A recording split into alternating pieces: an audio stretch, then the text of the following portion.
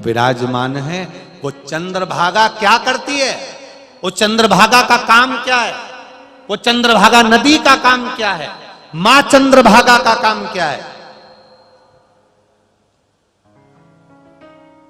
क्या काम है उसका?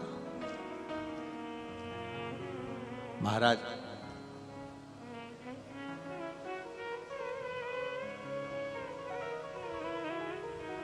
क्या काम हो सकता है? जिस ऋग्वेद में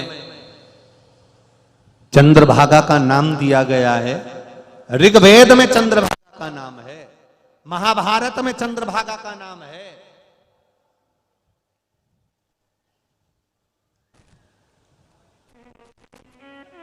गीता में चंद्रभागा का नाम है, श्रीमद् भागवत में चंद्रभागा का नाम है। द्रौपदी ने 1000 वर्ष तक तप करना चाहा है चंद्रभागा नदी के तट पर।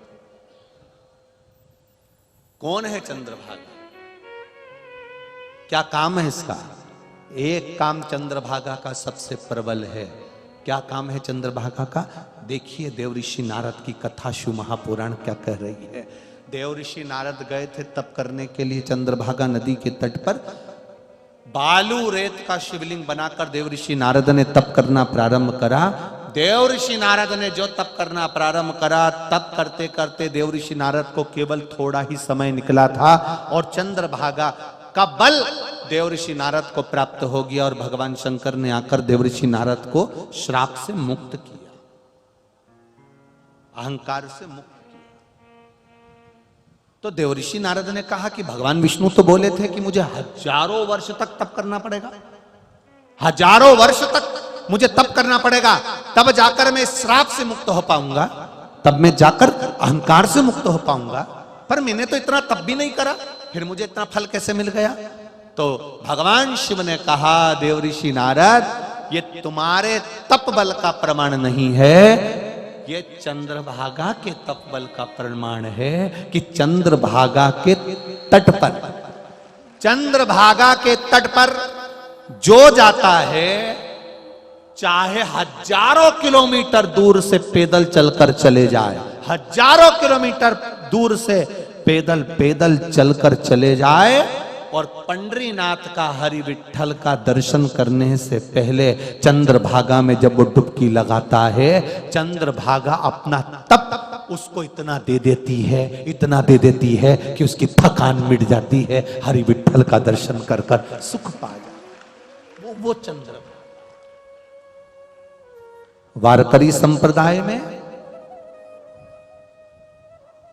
विठ्ठल विठ्ठल विठ्ठल विठ्ठल विठ्ठल कहते कहते कहते कहते पांव में छाले पड़ रहे हैं, बाम लगाया जा रहा है। पूरे रास्ते भर लोग, कोई फल देता है, पानी पिलाता है, भोजन कराता है, कोई दवाई लेना पड़ती है, किसी किसी को बाम की जरूरत पड़ती है, दवाई की जरूरत पड़ती है, गोली की दवाई की जरूरत पड़ती है।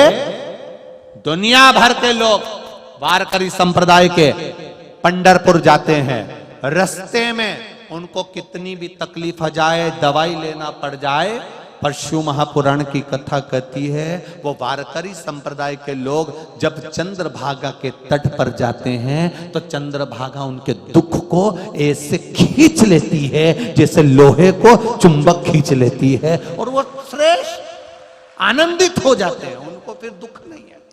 पंढरपुर पहुंचे तो ऐसा लगता है जैसे एक गुलाब का फूल मुरझा जाता है, फिर पंढरपुर पहुंचकर एकदम खिल जाता है, वो फूल जैसा प्रसन्न चित्त हो जाता। कोई पूछता है दर्द हो रहा है, तकलीफ हो रही है, इतनी दूर से चलकर आयो, 500 किलोमीटर, 600 किलोमीटर, 400 किलोमीटर, 700 किलोमीटर दूर से चल के आ रहा हो, कष्ट नहीं, रास्ते में था, पर चंद्रभागा की रज, चंद्रभागा का तट, उसकी मिट्टी, उसकी रज, उसकी धूल जब इस शरीर से लगती है तो चंद्रभागा अपना तप उस वारकरी संप्रदाय के जीव को दे देती है, और उसका तप, उसका जो भाग है, उसका दुख, उसका कष्ट खींच लेती है वो।